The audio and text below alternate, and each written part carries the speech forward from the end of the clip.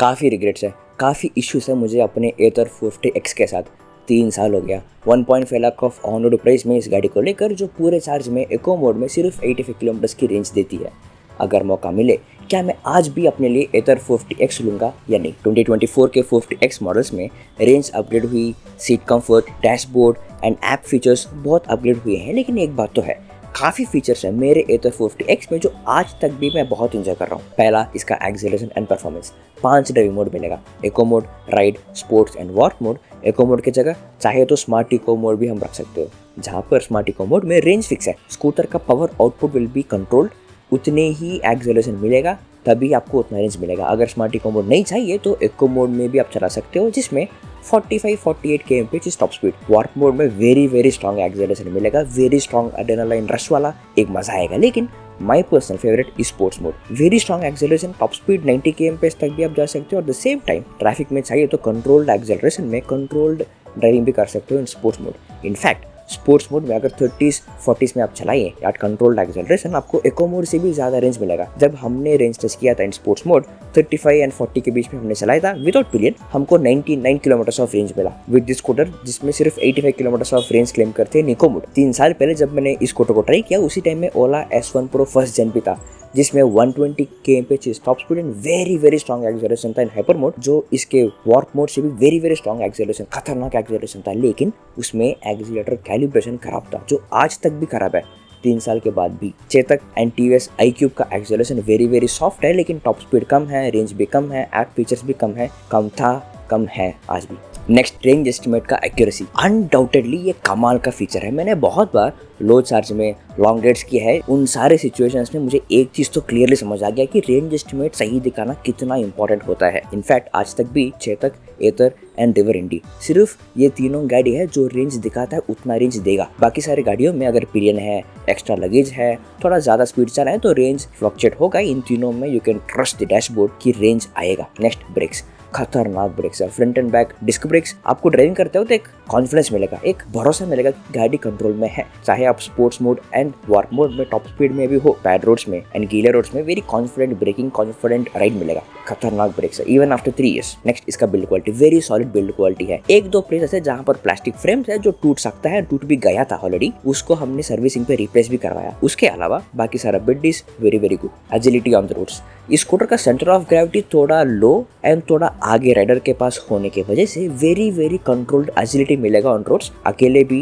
Pillion के साथ भी, लगेज के साथ भी, ट्रैफिक में जाना हो, अगर छोटे चीज़ों में घुसना हो, जो मैं रिकमेंड नहीं करूँगा, लेकिन अगर करना है, you will have very good control agility on the scooter, जिसमें मजा अलग है। नेक्स्ट, इसका बूट स्पेस। अभी आजकल रिश्ता का 34 लीटर, रिवर इंडी का 55 लीटर ऑफ स्टोरेज देखकर 50X का 24 लीटर ऑफ स्पेस बहुत छोटा फील होता है, लेकिन practically for a city use इतना काफी है। मैं एवरी सिंगल डे अपने साथ एक पोर्टेबल चार्जर, रेनकोट एंड पानी बॉटल लेके जाता हूँ, उसके लिए this boot space is very comfortable. In fact इसके बूट स्पेस में एक लाइट भी है जो रात को बहुत काम है। नेक्स्ट, इसका रिवर्स गियर। आज तक भी मैं किसी और स्कूटर को नहीं देखा जिसमें एक रिलायबल रिवर्स गियर हो। इसमें पिलियन के साथ भी you can have a confident reverse, जिसमें गाड़ी कंट्रोल में रहेगा। चेतक, iQube एंड रिवर इंडी में भी है, लेकिन उनमें रिवर्स गियर तक जाना भी बहुत बड़ी बात होता है। वेरी कॉम्प्लिकेटेड प्रोसेस है। ओला स्कूटर्स में there is reverse gear, but काफी बार जब आप रिवर्स करते हो, अचानक से ऑन डैशबोर्ड ऐसा आ जाता है कि प्लीज रिस्टार्ट द स्कूटर, कुछ इशू निकला। लेकिन इन एथर मैंने अभी तक 3 साल में ऐसा कोई इशू अभी तक नहीं देखा। नेक्स्ट, इसका डैशबोर्ड नेविगेशन। इससे ना स्कूटर में ड्राइविंग करने का प्रोसेस बहुत आसान हो गया। एथर ऐप से,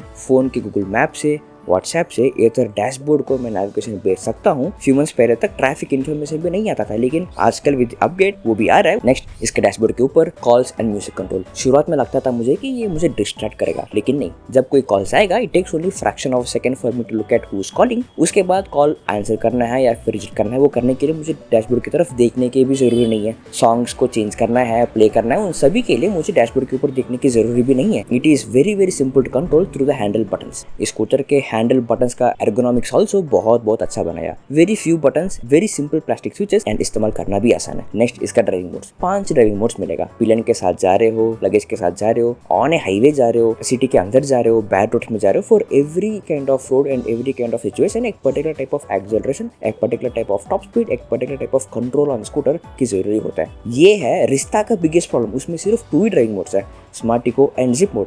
स्मार्ट इको मोड तो आफ्टर फ्यू डेज आप छूट ही दोगे, बिकॉज उसमें आफ्टर ए पॉइंट इतना एक्सेलरेशन आपको नहीं मिलेगा, वेरी वेरी स्लो लगेगा। You will switch to zip mode, लेकिन उसमें ये प्रॉब्लम है कि जिप मोड में ही आप चलाओगे, रेंज आपको ज़्यादा चाहिए या फिर स्पीड में जाना है, you will have to constantly remember, याद रख के आपके एक्सेलरेशन को, आपके कंट्रोल को, आपकी ड्राइविंग स्टाइल को कंट्रोल से आपको चलाना पड़ेगा। इसमें because there are 5 driving modes for different use cases. खाली रोड है तो go for walk mode, traffic है देन राइड और स्पोर्ट्स मोड, आराम से जाना है तो smart eco mode and eco mode. And next, scooter के ऊपर सेंसर्स है जो एक नोटिफिकेशन देगा जब आपकी गाड़ी पार्किंग में है, कोई आकर आपके स्कूटर को ऐसा हिलाया, मूव किया या फिर चोरी करना कोशिश किया, आपके फोन में you will get a notification. Next, इसका चार्जिंग सॉकेट को लॉक कर लेना। आप जैसे इसका चार्जर को अंदर डालोगे वो खुद लॉक हो जाएगा, जो बहुत काम आया था in the initial first 2 years, because जब मैं फास्ट चार्जर्स के पास जाकर इस स्कूटर को जब मैं लगाता था, लोग खींचते थे ताकि उन लोग अपने गाड़ी को लगाएं चार्जिंग। अब इन सारे फीचर्स को मैं आज तक भी एंजॉय कर रहा हूँ, लेकिन ऐसा काफी फीचर्स है जो मुझे बहुत परेशान किया, आज तक भी परेशान कर रहे हैं, अभी तक फिक्स नहीं हुआ। पहला, इसका फास्ट चार्जर्स। काफी जगह पर सिर्फ एक ही फास्ट चार्जर होता है, जहाँ पर कम से कम 3-4 लोग इंतजार कर रहे होंगे फॉर द फास्ट चार्जर। अगर आपको वहाँ पर जाके चार्जिंग रखना है, आधा घंटा पौने घंटा आपको इंतजार करना ही पड़ेगा फॉर द चार्जर। इसको ठीक करना चाहिए। एक जगह पर at least more than 1 fast charger को रखने की जरूरी है, पर्टिकुलरली ऑन हाईवेज, जहाँ पर आप ट्रिप प्लान करके आप जाओगे एंड वहाँ तक पहुँचने के बाद आपको पता चलेगा कि वहाँ पर ऑलरेडी 1% तभी चार्जिंग पे लगाया एंड आपको आधा घंटा पौने घंटा इंतजार करना पड़ेगा फॉर यू टू चार्ज। उसके जगह पर अगर 2 होता, बहुत ईजी होता था काम, because there is more likely chance कि आपको फास्ट चार्जर थोड़ा जल्दी मिले। उसके साथ कोई फास्ट चार्जिंग स्टेशन पे कोई फास्ट चार्जर ऑलरेडी किसी स्कूटर पे लगाया है, आपको ऐप में दिखेगा कि वो बिजी है बस, उसके अलावा आपको इन्फॉर्मेशन नहीं देगा। अब क्या पता वहां पर जो स्कूटर लगाया है उसमें चार्ज अभी 78% है, 5 मिनट में उस चार्जर फ्री हो जाएगा, ये ऐप में नहीं दिखेगा। अगर इस इन्फॉर्मेशन के बिना, रेंज एंग्जाइटी के साथ, अगर आप कोई दूसरा फास्ट चार्जर को ढूंढते आप जाओगे, it's lot of trouble for a customer. उसके जगह पर अगर ये दिखाया होता कि 5 मिनट में फ्री हो जाएगा, 15 मिनट में फ्री हो जाएगा, रुक सकते हैं या फिर हम दूसरी जगह पर जाने का क्लैरिटी मिलेगा। अब पता कैसे चलेगा एथर को कि एक पर्टिकुलर लोकेशन पे डिमांड ज्यादा है, फास्ट चार्ज को इंक्रीज करना चाहिए। वहां पर कोई भी डेटा पॉइंट नहीं है फॉर देम टू कलेक्ट। उनके नजर में ऐसा दिखेगा कि इस फास्ट चार्जर पे हर दिन 10 लोग आकर चार्जिंग करके जा रहे हैं। अब क्या पता वहाँ पर हर रोज 30 लोग आ रहे होंगे, 20 लोग इंतजार कर रहे हैं, फिर उनको कंटाला कर चले गए, सिर्फ 10 लोगों ने नहीं रखा चार्जिंग। अगर वहाँ पर 2 चार्जर्स होता, हर दिन 10 लोग की जगह पर 15 लोग या 20 लोग रख सकते हैं चार्जिंग। ये उनको पता कैसे चलेगा? कोई डेटा पॉइंट नहीं है for them to collect, unless वो स्कूटर के लोकेशन को, चार्ज स्टेटस को ट्रैक करके, लाइव ट्रैकिंग करके वो देखें। एंड नेक्स्ट, इसका डैशबोर्ड नेविगेशन। ये ना on theory very very interesting feature है। इनफैक्ट जब हाईवे है, फ्लैट रोड से बहुत अच्छा काम करेगा, लेकिन जब फ्लाईओवर आएगा, आपको फ्लाईओवर के नीचे से जाना होगा, रास्ता अपडेट नहीं होगा, डैशबोर्ड मान लेगा कि आप फ्लाईओवर के ऊपर से जा रहे हो एंड लोकेशन अपडेट नहीं होगा। It is a very very big problem. बहुत बार जब रेंज कम था, इसी वजह से आई टुक रॉन्ग रूट्स, रेंज ज्यादा खर्चा हो गया and it was a big headache. उसके ऊपर इसका डैशबोर्ड हॉरिजॉन्टली ब्रॉड है एंड वर्टिकली छोटा है, उसकी वजह से हॉरिजॉन्टली रूट के लेफ्ट एंड राइट लोकेशन पे बहुत अननेसेसरी खाली जगह है। ऊपर आपको 500 मीटर्स या 1 किलोमीटर से आगे जो रास्ता है वो ठीक से नहीं दिखेगा। अगर आपको थोड़ी दूर जाने के बाद लेफ्ट या राइट लेना है, जब तक आप पास चलें तभी आपको पता चलेगा। मानते हैं कि एक फ्लाईओवर के पास पहुंचा, फ्लाईओवर के ऊपर जाना है या फिर फ्लाईओवर के नीचे जाना है। डैशबोर्ड इतना ही स्मॉल है कि आपको दिखेगा कि वहां पर स्ट्रेट जाना है। ऊपर एरो मार्क भी उतना क्लियर इन्फॉर्मेशन आपको कन्वे नहीं करेगा। अगर आप फ्लाईओवर ले लिया, लेने के बाद रास्ता अपडेट होते होते दिखेगा फ्लाईओवर के नीचे से आपको लेफ्ट लेना था। Because of the screen size, ये one of the practical issue जो मैंने बहुत बार फेस किया। टॉप राइट में जो टर्न बाय टर्न नेविगेशन का इन्फॉर्मेशन जो दिखाता है कि लेफ्ट लो या फिर राइट लो, even that is not completely conveying the information, that has to be fixed. Next, इसका Bluetooth feature, calls and music control है ऑन द डैशबोर्ड, लेकिन द प्रॉब्लम इज अचानक से ब्लूटूथ डिस्कनेक्ट हो जाता है विद स्कूटर। अगर आपको कोई कॉल आया, तब तक जो कनेक्टेड था आपका फोन विद डैशबोर्ड, अचानक से वो डिस्कनेक्ट हो जाएगा। सॉन्ग सुन रहे हो, अचानक से कभी भी अपने मर्जी से वो डिस्कनेक्ट हो जाएगा। ये कब होगा पता नहीं, लेकिन हफ्ते में 1-2 बार इसको मैंने फेस किया। एंड नेक्स्ट, इसका डैशबोर्ड इटसेल्फ, अचानक से डैशबोर्ड पूरा का पूरा ब्लैक हो जाएगा, पूरा स्क्रीन बंद हो जाएगा, लेकिन गाड़ी चलेगा, स्टार्ट होगा, गाड़ी चलेगा, ड्राइविंग मोड चेंज होगा, रिवर्स गियर भी आएगा, सब चलेगा, लेकिन डैशबोर्ड अचानक से ब्लैंक हो जाएगा। इसको फिर से ठीक करने के लिए रीस्टार्ट करना ही पड़ेगा। वैसे इस पर्टिकुलर इशू 7 महीने 8 महीने के पहले था, आजकल इस इशू नहीं हो रहा है, कुछ तो ठीक है उन्होंने। नेक्स्ट, स्कूटर का बेल्ट नॉइस। आपको बार बार इसको साफ करते रहना पड़ेगा। जब भी कोई बारिश हो या उसके ऊपर धूल पड़े, very loud and weird sound start करेगा। साफ करते रहना पड़ेगा, वरना बेल्ट टूट भी सकता है। नेक्स्ट, इसका सैरी गार्ड। आजकल के मॉडल्स का सैरी गार्ड को वेरी स्ट्रॉन्ग किया, particularly in the joints of the सैरी गार्ड। मेरे मॉडल वाले में तो वेरी वेरी वीक है, वेरी आसानी से टूट सकता है वाला डिजाइन है। मेरा टूट भी गया एंड मैं निकाल भी दिया। नेक्स्ट, इसका पार्किंग गियर। स्कूटर ना पार्किंग में थोड़ा ज़्यादा ही स्लोप ले लेता है, थोड़ा ज़्यादा स्लैंट पार्क होता है, उसके वजह से रेगुलर पार्किंग स्पेस से थोड़ा ज़्यादा चाहिए स्कूटर के लिए। अगर टाइट पार्किंग है, अगर बहुत सारी गाड़ियाँ हैं, स्क्रैचेस पड़ने का चांसेस बहुत ज़्यादा होता है। एंड मेरे स्कूटर पे स्क्रैचेस पड़ा भी बिकॉज ऑफ दिस रीज़न। उसको ठीक करने के लिए आपको या तो PPF फिल्म लगाना पड़ेगा या तो एक एक्सेसरी लेना पड़ेगा to protect the scooter from this scratches. Next, इसका हेडलैम्प। आज तक इसके बारे में कोई वीडियो में एक्सप्लेन नहीं किया इन एनी अदर वीडियो। इसका हेडलैम्प पोर है, नॉट टू ब्राइट। अगर एक सिटी के अंदर इन बिटवीन स्ट्रीट लाइट्स आपको जाना है तो ठीक है।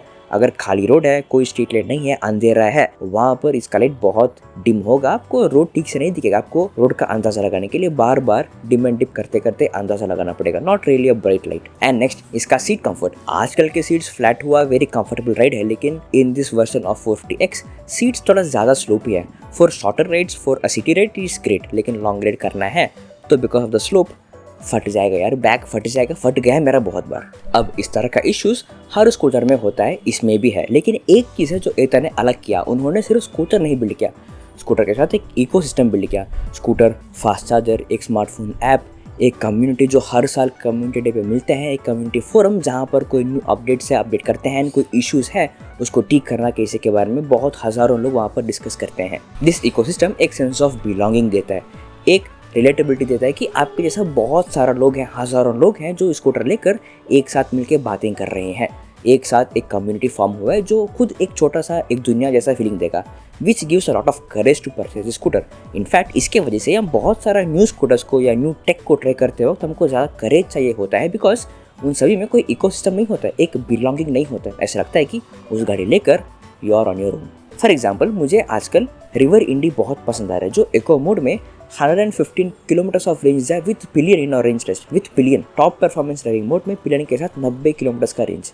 लेकिन उसमें कोई फास्ट चार्जर नहीं है, स्ट्रॉन्गर बिल्ड क्वालिटी नहीं है, कोई ऐप नहीं है, कोई कम्युनिटी नहीं है उसमें to discuss about the scooter. And Ola very amazing range है, वेरी अमेजिंग एक्सेलरेशन है, लेकिन बिल्ड क्वालिटी ठीक नहीं है, डैशबोर्ड में बहुत सारा इश्यूज है, कम्युनिटी है लेकिन the community is facing a lot of issues. Next, Chetak and iQube में रेंज भी कम है, फास्ट चार्जिंग भी नहीं है, फास्ट चार्जिंग स्टेशन भी नहीं है, उसमें भी ऐसा कोई कम्युनिटी नहीं है। इस गेम में एथर का स्ट्रॉन्गेस्ट पॉइंट ये है कि इकोसिस्टम यार। अगर स्कूटर टू स्कूटर कंपेयर करें, एथर वर्सेस इंडी, एथर वर्सेस चेतक, एथर उतना स्ट्रॉन्गर स्कूटर या उतना फेवरेबल स्कूटर आपको फील नहीं करेगा, लेकिन as an ecosystem Ather feels very very strong and very solid scooter जिसको आप भरोसा कर सकते हो। सिर्फ इस इकोसिस्टम के वजह से, fast chargers, app and the ecosystem के वजह से मैं आज भी एथर 450X को ही चूज करूंगा। आप कौन सा चूज करोगे? आप जरा नीचे कमेंट्स में बता देना।